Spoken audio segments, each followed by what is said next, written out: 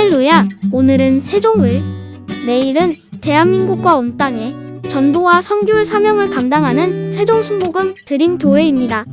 하나님의 사랑과 은혜가 치유와 응답이 있는 성령 충만한 교회입니다. 구독과 중보기도로 드림가족이 되어보세요. 오늘도 주 안에서 참 좋은 날입니다. 내 아버지 집이라는 제목으로 말씀을 나누고자 합니다. 이 세상에 사는 동안 거할 집이 없다는 것은 큰 불안이요 마음의 슬픔입니다. 그 때문에 사람들은 어찌한지 내 집을 마련하고자 필사의 노력을 하고 간절히 소원을 하고 있는 것입니다. 그렇지만 이 세상 집이 아무리 아름다워도 100년이 못 되어 우리는 그곳을 영원히 떠나가야만 됩니다. 죽음은 우리의 처소에서 우리를 사정없이 내어 쫓아버리고 마는 것입니다. 이 세상 집과 이 세상 삶에서 쫓겨난다면 우리는 과연 어디로 가야만 할 것입니까?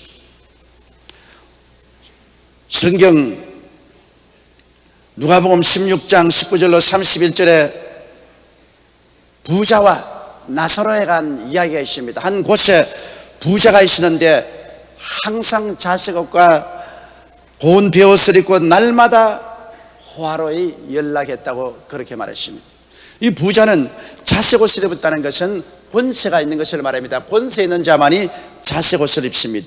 그리고 고운 베옷을 입었다는 것은 굉장한 부자란 말인 것입니다. 이 부자는 좋은 집이 있고 풍부한 물질이 있고 좋은 옷을 입고 쾌락주의를 살면서 온갖 희락을 취했으나 한 가지 저 세상에 관해서는 전혀 무관심하고 무식하며 아무런 준비도 하지를 않았습니다. 그러므로 그가 가진 것은 지나가는 이 세상의 모든 것밖에 없고 저 세상에는 아무것도 가진 것이 없었습니다. 그러나 그 집 대문에 거지 나사로라는 사람이 살았습니다. 그 거지는 집이 없었기 때문에 그 집 대문 밖 처마 밑에서 살았습니다. 그리고 그는 물질이 없어서 부자의 밥상에서 떨어지는 부스러기를 얻어먹고 살았습니다.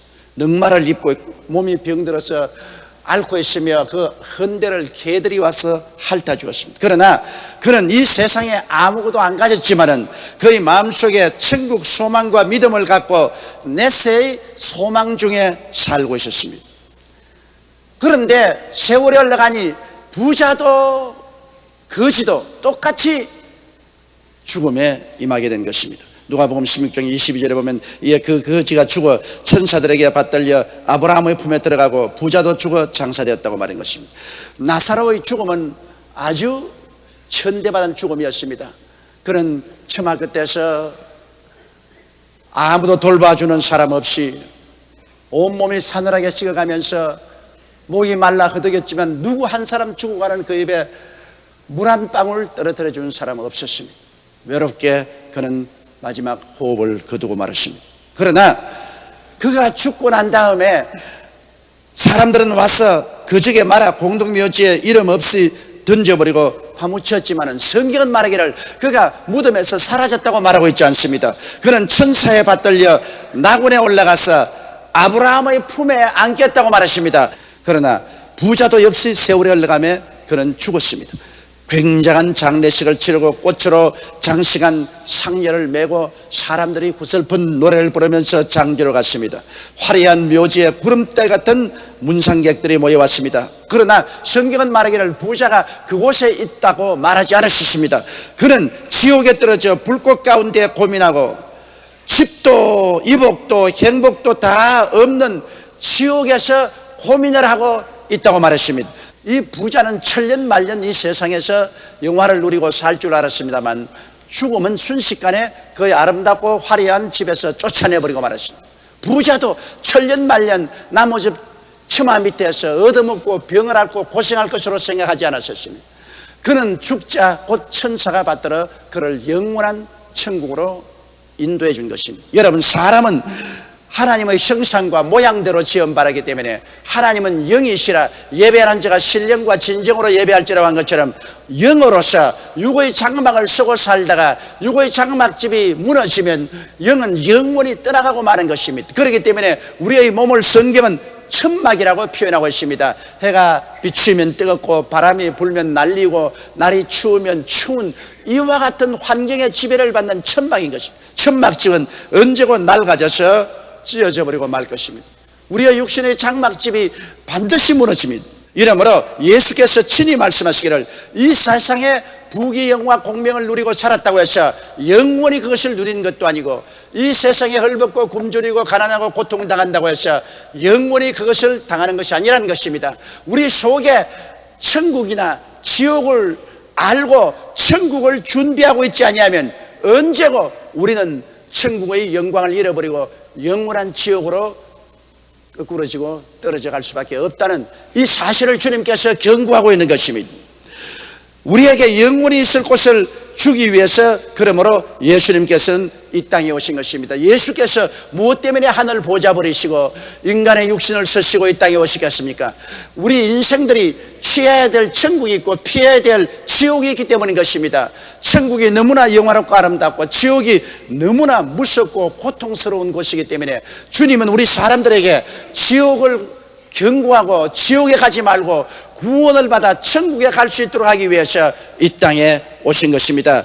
칠흑같이 어두운 지옥으로 떨어지는 것이 얼마나 비참한 일이겠습니까? 베드로후서 2장 17절에는 저희를 위하여 캄캄한 어두움이 예비되었다고 말했습니다. 여러분, 빛이란 조금도 없고 온 천지를 봐도 캄캄함만입니다. 이거 얼마나 비극적인 것입니까? 마태복음 25장 30절에는 이 무익한 종을 바깥 어두운 데로 내어 쫓아라. 거기서 슬피 울며 이를 갈미 시랬습니다. 어두운 곳에 떨어져서 얼마나 고통스러운지 그는 슬피 통과하여 가슴을 두들기고 파며 울고 이를 간다고 했습니다. 괴롭지 않은데 왜 이를 갈겠습니까? 너무나 고통스럽기 때문에 이를 부득부득 가는 것입니다. 마태복음 13장 42절에는 풀무불에 던져버리라. 여러분, 시골에 가면은 대장쟁이가 풀무를 자꾸 이렇게 밀었다 당겼다 하면 푹푹 바람이 불어서 불이 확확 타는데 쇠를 달구는 것입니다. 그처럼 끊임없이 불이 활활 타는 그 너무나 무섭고 뜨거운 풀무불에 던지움을 받을 것이라고 말한 것입니다. 그러므로 우리 주님께서는 이것을 우리가 다 피하고 우리에게 영원히 살 수 있는 아름다운 아버지 집으로 가기를 원하시는 것입니다. 하늘에 계신 아버지께서 우리를 위해서 예비하신 너무나 아름다운 집에 우리가 가기를 원하는 것입니다. 이 처소에 예수님이 가셔서 모든 아름다운 것으로 우리를 위해서 예비해 주시는 것입니다. 여러분, 우리는 우리 아버지의 집으로 가는 길을 모릅니다. 아담과 하와 이후 에덴에서 쫓겨난 그때로부터 시작해서 길 잃어버린 자가 되었으며 잃어버린 자가 되었습니다. 이 세상에 살면서 육신의 정욕과 안목의 정욕과 이 세상 자랑만 따라서 살고 땅만 바라보고 흙만 파고 살았으니 천국 가는 길을 우리가 어떻게 알겠습니까? 그런데 천국 가는 길을 아무리 찾으려고 해도 죄악과 죽음의 깊은 계곡이 있는데 그 죄악의 계곡, 죽음의 깊은 계곡을 지나서 천국까지 갈 사람이 없습니다. 거기에 떨어진 사람은 모두 다 멸망을 당하고 말지 살아서 나온 사람 없습니다. 그런데 예수님이 오셔서 우리 위하여 십자가에 못 박여 몸을 찢고 피를 흘려서 우리의 죄악을 속하시고 죽어서 음부에 내려갔다가 사흘 만에 부활하심으로 죄악과 죽음의 계곡을 친히 메꾸시고 우리가 건너갈 길이 되어 주신 것입니다. 예수님만이 죄악과 죽음의 계곡을 건너가는 길입니다. 예수님을 떠나시는 이 계곡을 건너갈 길이라고는 하나도 없습니다. 예수님께서 내가 곧 길이요 진리요 생명이니 나로 말미암지 않고는 아버지께로 올 자가 없다고 말했으며 베드로는 천하 인간에게 구원받을 만한 다른 이름을 주신 적이 없나니라고 말한 것입니다. 이렇기 때문에 나는 지식이 없어 구원을 못 받았다, 종교적인 의식과 형식을 집행하지 못해서 구원을 못 얻었다, 이런 말은 할 수가 없습니다. 이제 누구든지 예수를 믿을 수 있는 것입니다. 믿기만 하면 그 믿음을 통해서 우리는 그리스도를 통해 천국까지 들어갈 수가 있는 것입니다. 그런데 예수를 믿고 우리가 이 땅에 살면서 부지런히 예배드리고 주님을 섬기고 충성을 다하는 것은 이제 예수 믿고 이 땅에서 우리가 한 만큼 주님 나라에 재료를 올려주면 그 재료를 가지고 주님께서 우리를 위한 아름다운 집을 예비하시는 것입니다. 주께서 내가 너희를 위하여 처소를 예비하러 간다고 하십니다. 다 준비해놓지 왜 예비합니까? 여러분, 천당에 올라가면 우리의 거할 처소가 다 다릅니다. 영광스러운 처소가 있고 그리고 평범한 처소가 있습니다. 이 땅에 사는 동안에 주를 위해서 우리가 힘쓰고 애써서 일한 만큼 그 재료가 하늘에 올라가서 주님께 이 재료를 가지고 우리의 집을 아름답게 꾸미는 것입니다. 내장 공사가 다 끝나면 하나 둘 불러 오시는 것입니다. 제가 대전에서 집회할 때 그 대전에 있는 목사님이 저보고 그 이야기해요. 목사님, 우리 교회에 계신 장로님 한 분이 이 교회를 짓는데 너무너무 불협조를 하고 굉장히 돈은 많은데 헌금은 별로 안 내고 교회를 짓다가 말고 우리는 중도에서 고생하고 있었는데 이 장로님이 갑자기 심장마비로 죽었습니다. 그래서 그 시체를 두고 자녀들이 다 통곡을 하고 울고 있었는데 이 죽은 시체가 살아났습니다. 그 영감님이 살아나자마자 자녀들을 불러놓고 고함을 쳤습니다. 내게 있는 건물 다 팔아라, 땅마지기 다 팔아라, 모두 다 팔아서 당장 교회를 지어라. 아들들이 그냥 어리둥절했습니다. 그러자 그 죽었다가 깨어난 아버지가 이런 이야기를 했습니다. 내가 죽어서 천사에 받들여 천국에 가니 과연 천국은 아름답더라. 천국으로 가는 길을 천사에게 받들려서 가는데 그 길이 쫙 별 사이로 나는데 그 길을 가면서 별들을 구경하면서 갔던 그 천국에 들어가니까 주님께서 반가이 맞이해 주셨는데 내 집을 구경하라고 해서 가니 굉장히 좋은 집들이 많이 있는데 우리 교회에서 매일 아침 교회 바닥을 썰고 청소하던 과부 할머니, 그 할머니 집도 있는데 지나가 보니 굉장히 집이 좋다. 야, 이 할머니 집이 이렇게 좋은데 내 집은 어마어마하겠다고 생각하고 지나가 보니 내 집은 점점 집이 적어지더라. 그래서 천사 보고 길 잘못 들었지 않았습니까? 우리 교회에서 그 교회당 설던 그 늙은 할머니 집이 저렇게 좋은데 자꾸 집이 적어지는 거 보니까 나는 그 할머니보다 계급도 높고 장로였는데 집이 적어지니까 어떻게 됩니까? 길을 잘못 들었죠. 천사 잔소리 말고 따라오라. 그래 저 가니까 구석에 천당에 비교하면 오두막살이 같은 집이 있어. 이게 너 집이니? 아이고 내 집이 왜 이렇게 작습니까? 너는 세상에 살 동안 장로고 굉장히 하나님의 복을 주어서 물질도 많이 가지고 있었는데 너는 하나님께 한 일이 없다. 그러나 이 과부는 자기에게 있는 모든 것을 다 바치고 새벽 기도마다 일어나서 불을 피우고 그리고 교회 청소를 해. 그 공로가 올라와서 이렇게 좋은 집을 짓게 되고 너는 공로가 없다. 그러므로 이 오두막살이에서 영원히 살아야 된다. 그래서 그가 천사의 옷자락을 잡고 나 한 번만 세상에 내려보내주면 내가 정말 교회를 멋있게 지어놓고 하나님 사업을 많이 하고 오겠으니까 나 한 번만 기회를 달라고 그냥 울부짖고 외치니까 주님께서 그래 그러면 네가 약속한 대로 가서 교회를 짓고 모든 하나님의 사업을 이루고 오너라. 그래서 깨어났다는 것입니다. 그래서 그때 그 교회 목회하던 목사님이 고 목사님이었는데 고 목사님이 이 할아버지 죽었다가 깨어남으로 우리 교회는 살았습니다.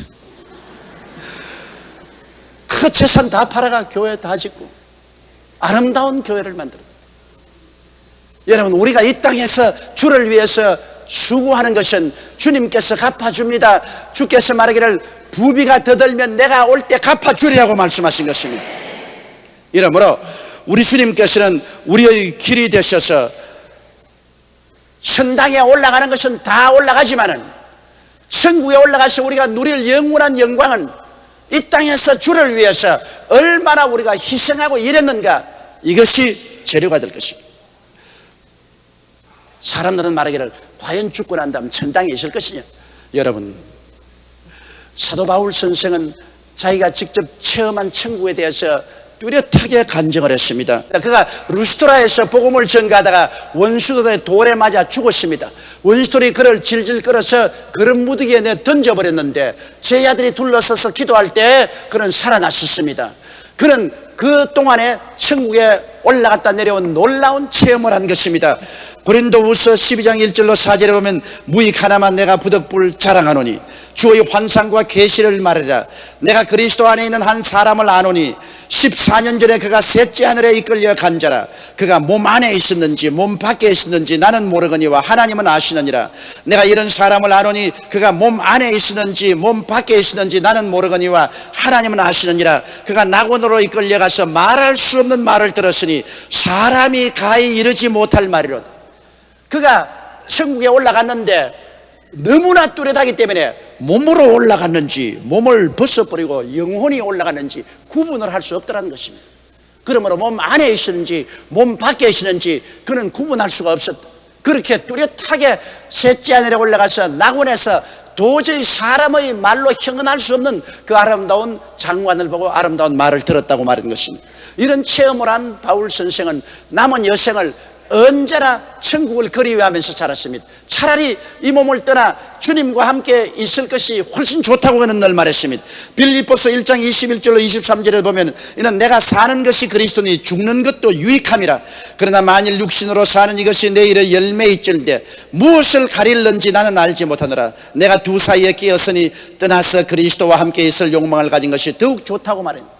이 땅에 살면은 내가 더 많은 주의 사업을 하고 많은 성도를 도와줄 수 있으니 좋고, 떠나면 내가 주님과 직접 함께 그 안이 더 좋을 것이기 때문에 차라리 두 사이에 끼어서 고민할 때 몸을 떠나 주님과 함께 사는 것이 좋다고 그는 말한 것입니다.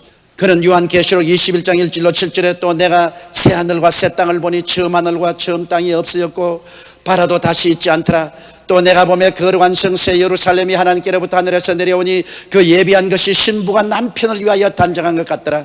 내가 들으니 보좌에서 큰 음성이 나서 가로되 보라 하나님의 장막이 사람들과 함께 있으며 하나님이 저희와 함께 거하시리니 저희는 하나님의 백성이 되고 하나님은 친히 저희와 함께 계셔서 모든 눈물을 그 눈에서 씻기시며 다시 사망이 없고 애통하는 것이나 고하는 것이나 아픈 것이 다시 있지 아니하리니 처음 것들이 다 지나갔음이라. 보좌에 앉으시니가 가라사대 보라 내가 만물을 새롭게 하노라 하시고 또 가라사대 이 말은 신실하고 참되니 기록하라 하시고 또 내게 말씀하시되 이루었도다. 나는 알파와 오메가여 처음과 나중이라. 내가 생명수 샘물로 목마른 자에게 값없이 주리니 이기는 자는 이것을 유업으로 얻으리라. 나는 저희 하나님이 되고 그는 내 아들이 되리라. 주님께서 얼마나 아름다운 장면을 밤모섬에서 요한에게 보여주십니까? 그가 본 것은 새 하늘과 새 땅을 보았다는 것입니다. 저주가 비같이 흐르고 전쟁과 전쟁 소문이 나고 처체 지진과 기근이 일어나고 고통과 죄악이 깍들어 찬 이 낡은 땅이 아닙니다. 주님께서 열렬한 불로서 하늘과 땅을 불태워 새롭게 지어서 새 하늘과 새 땅을 보았습니다. 그런데 그것만 있는 것이 아닙니다. 위에서 새 예루살렘이 내려옵니다. 새 예루살렘이 달처럼 이 우주 공간에 떠 있는데 그가 얼마나 아름다운지 신부가 남편을 위해서 단장한 것 같더라.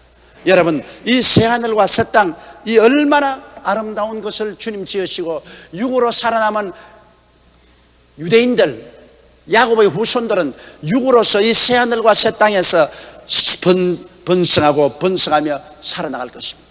그들의 인구가 많아지면 얼마인지 우주로 옮겨갈 수가 있을 것입니다.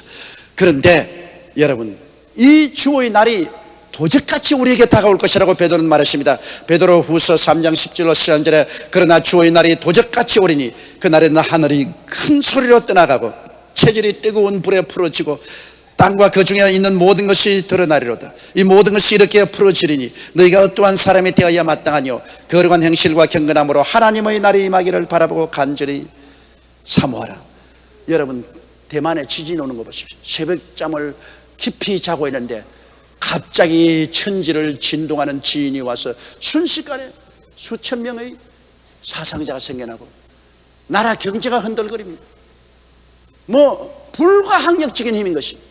조그마한 지진이 다가와도 한 나라 정치 경제가 끄꾸러지는데 하늘이 큰 소리로 떠나가고 땅이 열렬한 불에 녹을 때 그 하나님의 진노의 심판을 피할 자가 이 땅에 누가 있겠습니까? 아무도 피할 날이 없는 것입니다. 그러므로 우리가 잠에서 깨어나서 예수 그리스도를 구주로 모시고 경건하게 살며 이 땅에 행인과 나그네 같이 살다가 주님 오신 날에 주여 내가 여기 있나이다 그대로 주님께 들려올림을 받아야 될 것입니다. 우리가 들어갈 곳은 새 예루살렘입니다. 새 하늘과 새 땅을 다스리시는 하나님의 도성이 바로 새 예루살렘인 것입니다. 이곳에서 예수님의 신부들이 함께 주님과 거하는 것입니다. 성 안에는 성전을 보지 못하였으니 전능하신 하나님과 그 어린 양이 성전이 되는 것입니다. 신부가 남편을 위하여 단장한 같이 아름다운 곳에 하나님께서 친히 다스려 주십니다. 여러분, 하나님은 생명의 원천이요 근원이기 때문에 하나님이 다스리는 곳에는 눈물이 없습니다. 사망이 없습니다. 애통하는 것이 없습니다. 곡하는 것이 없습니다. 아픈 것이 없습니다. 그 대신 무엇이 있습니까? 생명수 샘물로 넘치게 하심으로 하나님과 어린 양의 보좌로부터 흐르는 이 생명강에서 우리는 목욕하고 생명이 넘치게 될 것이고, 생명강 양편에 12가지 열매를 맺는 수많은 과일나무들이 있어서 그 과일을 먹으면 온 영혼 속에 생명과 기쁨과 소망이 넘쳐나게 되는 것입니다. 그 잎사귀만 하더라도 새하늘과 새 땅에 사는 사람들에게 던져주면 그것이 만국을 소성케 하는 그와 같은 생명의 원천이 되는 것입니다. 이와 같이 우리에게는 생명이 넘치는 삶을 하나님께 주실 것입니다. 요한계시록 21장 23절에 그 성은 해나 달의 비침이 없으니 이는 하나님의 영광이 비치고 어린 양이 그 등이 되십니다. 밤이 없어요. 하나님이 바로 빛이고 예수님이 바로 빛이 되시게 되는 것입니다. 다시 밤이 없고 등불과 햇빛이 쓸데없습니다. 그러므로 주님께서 우리에게 비치고 우리는 주님과 함께 생명 안에서 왕노릇한다. 그것은 생명이 넘쳐남을 말하는 것입니다. 그리고 이 땅에서 성장하는 수많은 육의 선민들을 우리가 돌보고 다스리게 되는 것입니다. 우리 목자 되신 예수님은 선하시고 인자하신 손길로 평생토록 우리를 돌봐주시고 종국에는 우리 아버지 집으로 인도하사 그곳에서 영원히 거하게 만들어주는 것입니다. 그곳은 진실로 기쁨이 항상 넘치는 곳이요 앞서간 성도들을 다 만나서 얼싸안고 기뻐 뛰며 즐거워할 것입니다. 이러므로 사랑하는 성도 여러분, 이 땅에서 우리가 거하는 집은 아무리 호사스럽고 아름다워도 100년이 되지 못하여 다 버리고 떠나가게 되는 것입니다. 아무리 아름답고 이쁜 청춘도 100년이 되면 다 무너진 장막이 되고 마는 것입니다. 그러나 우리는 손으로 짓지 않은 영원한 집이 하나님께서 친히 예비하사 우리를 위해서 기다리고 있습니다.